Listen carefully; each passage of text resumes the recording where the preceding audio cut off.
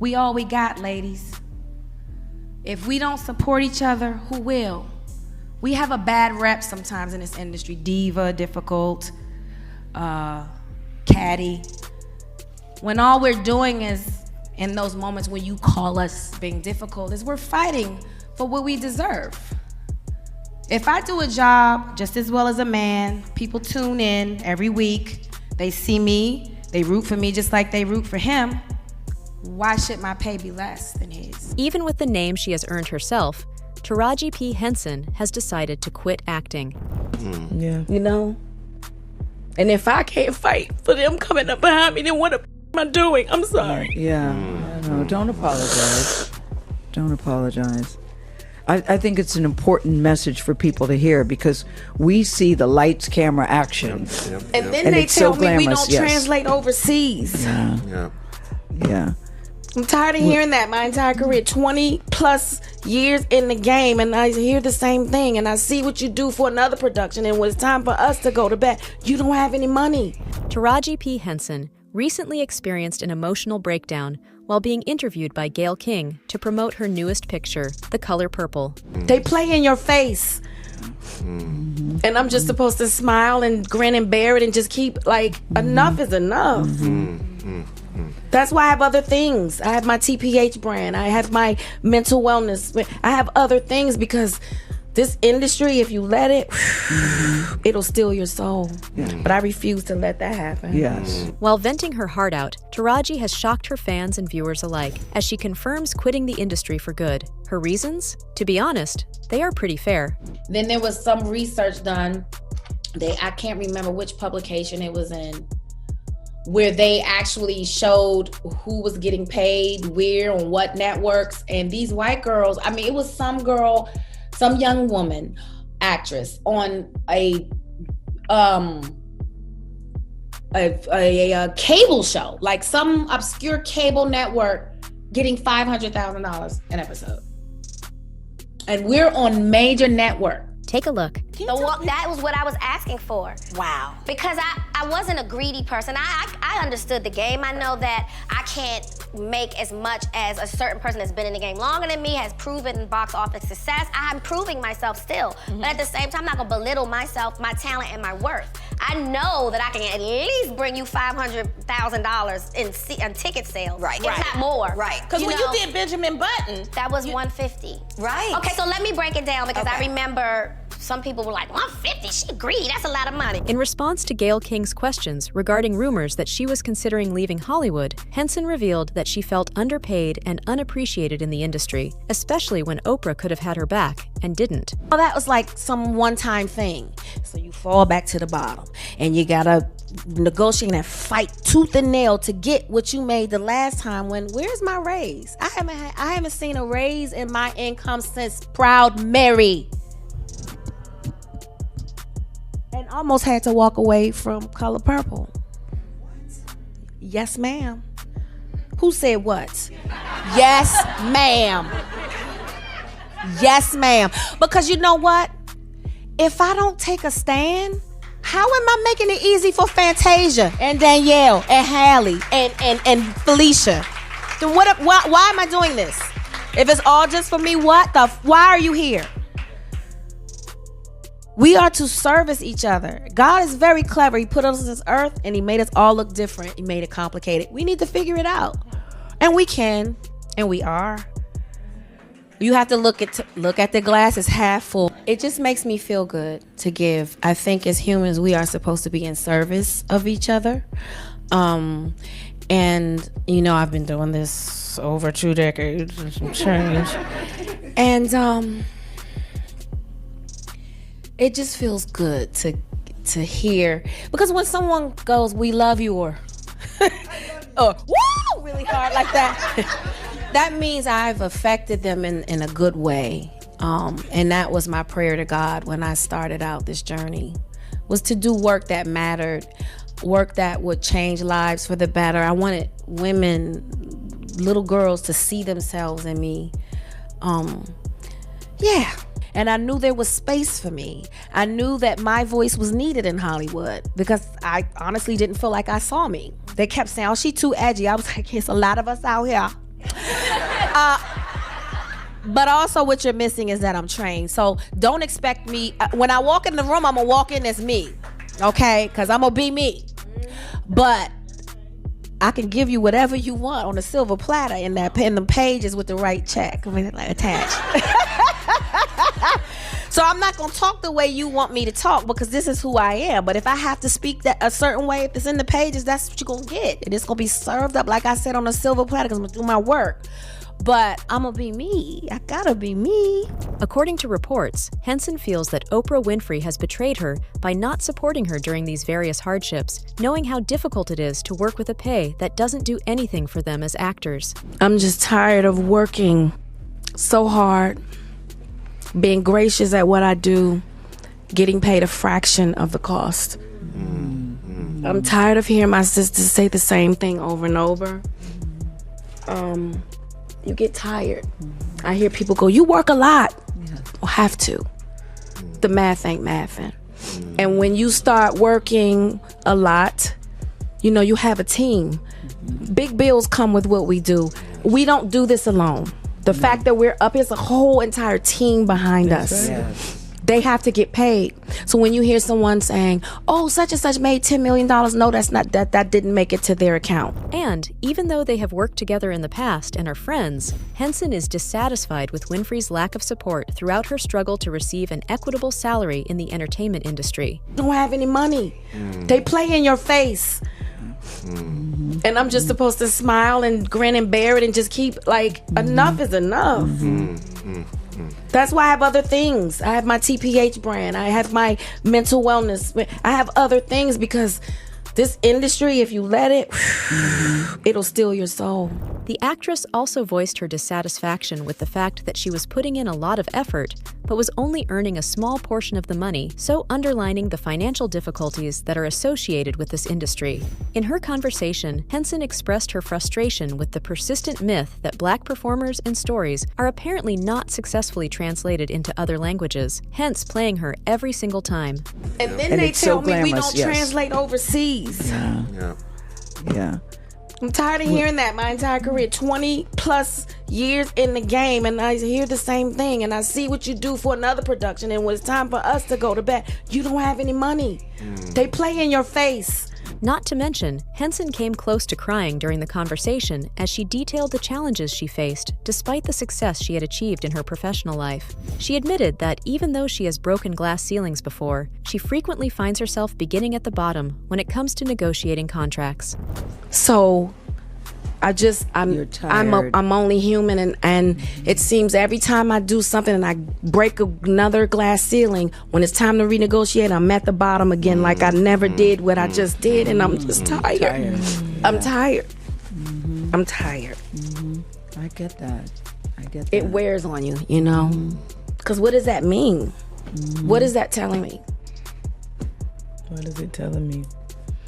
Yeah. And what does it tell me? Yeah. You know? And if I can't fight for them coming up behind me, then what am I doing? I'm sorry. Yeah. Not only did Henson stress the importance of fighting for appropriate compensation for herself, but she also underlined the importance of doing so for developing talent in the industry. I'm a giver. I just am. Christmas, I show up with all the bags and everybody gets a gift, even the dog. It just makes me feel good to give. I think as humans, we are supposed to be in service of each other. And, you know, I've been doing this over 2 decades and some change. And it just feels good to hear. Meanwhile, the director Blitz Bazawule, who collaborated with Henson on the production of The Color Purple, lent his backing to her claims by noting that he had to advocate for the inclusion of all key players in the picture. You know, and T, just so you know, calling you was giving you your flowers. I just want you to know that. You know, we've talked about this before. We've talked about the challenges. And for me, you, Fantasia, Danielle, knowing how hard they fought to not have you all here, and knowing how hard we had to fight to ensure that is what you just said right now rings so true. And we have to be brave, y'all. He claimed that the studio had shown unfavorable attitudes toward the actors, as if their previous achievements were irrelevant. We have to be brave, and I'm sure there are filmmakers here or listening to this podcast. You have to go with your heart, and You had to fight for this cast. You had to fight for every this. single one of them. And What was the fight for you? What was the Well, what was the pushback? Well, first of all, it's exactly what you're saying, T, which is that, especially for black women, and I'm going to be very specific, it was like you were never here. And the fact that each one of you, every single one of you, had to audition for this role, roles that was second nature to you, Second nature, yes. roles that no one should even question. Just the minute the name comes up, the question is, how much do you have? We have to break cycles, understand that what happens here is going to be it's going to be an example. And every time that I look now, and I've seen this movie now, I don't know how many times, because I have to sit through it all every time. If you're a director, it's a huge responsibility, because you're going to be the one with them every day. No one should tell you who to pick for this work. It is sacred work. Again, going back to that. Yes. And if our collective faith, I say this all the time, your faith in me, my faith in you, is how this movie comes together. And although Blitz did add quite the weight to Taraji's voice, actor and comedian Cat Williams has also backed her claims and advocated for fair pay for her.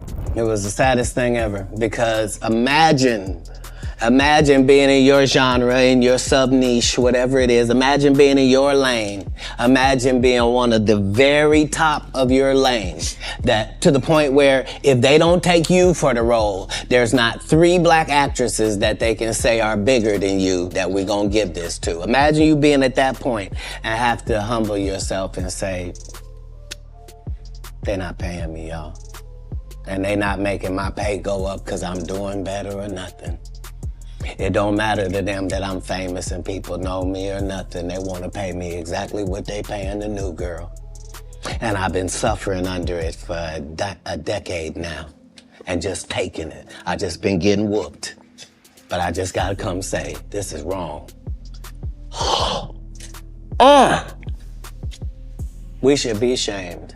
But this is a country where we don't pay the teachers and then we say the kids is the most important thing. You can't have both of them. Now, during the interview, Taraji went on to underline the significance of advocating for equitable wages to set an example for others working in the field, especially black actresses, given they are very easily lowballed. Throughout her career, Henson has been vocal in her opposition to salary disparities. When compared to her co-stars Brad Pitt and Cate Blanchett, she was offered a much lower salary for her role in The Curious Case of Benjamin Button in 2019.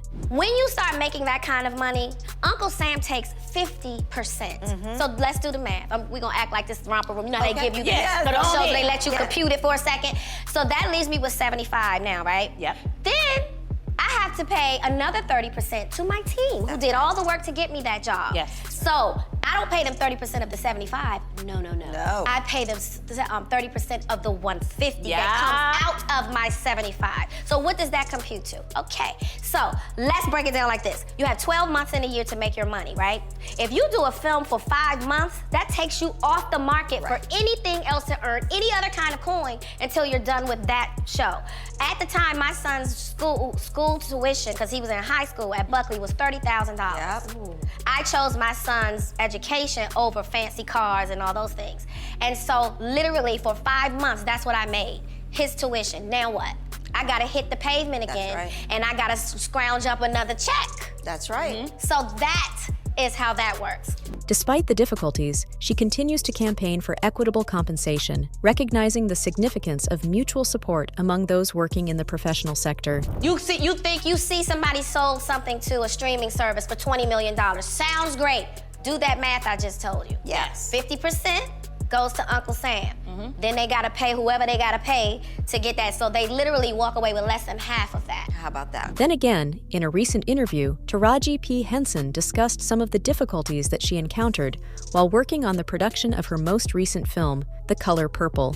For one, the fact that the producers had provided rental cars for the cast to use to drive the shoot themselves was disclosed by her. Henson, on the other hand, was of the opinion that driving herself in Atlanta would be both dangerous and impossible from an insurance standpoint, and of course, her co-stars agreed. They did not give us, sorry, Miss O, we didn't have no. Remember when we first came in and we were doing rehearsal and they put us all in the same space? Like, we didn't have our own dressing rooms at the time. So, to protect her own safety, she lobbied for a driver or security, bringing attention to the fact that such arrangements are necessary on a film set and that Oprah, as both her friend and as one of the producers, should have resolved this. They did not give us, sorry, Miss O, we didn't have no food.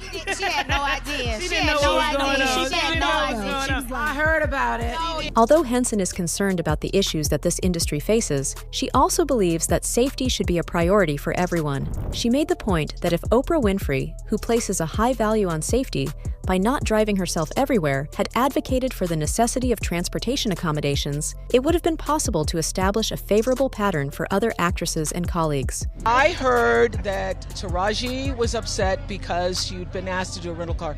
I personally called Toby Emmerich, who was at the time the head of Warner Brothers, and he said, well, that means we have to do cars for everybody. Then I said, then we do cars for everybody.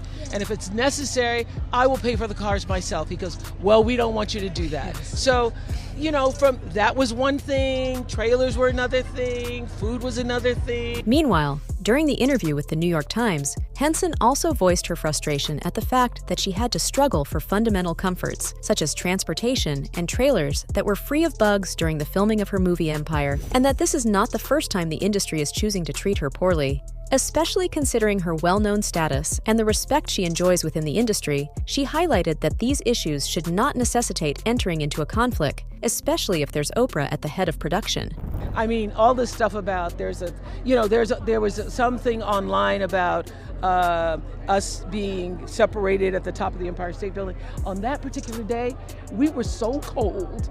So I don't know what kind of body language people were talking about. I was like just trying to stay warm, and that was the fourth thing we had done. And so there's no validity to there being a thing between Taraji and I. As expected, though, Oprah had no clue what was going on. That's right. What is even going on, you guys? I would just like to say about this whole Taraji, I heard I was trending yesterday.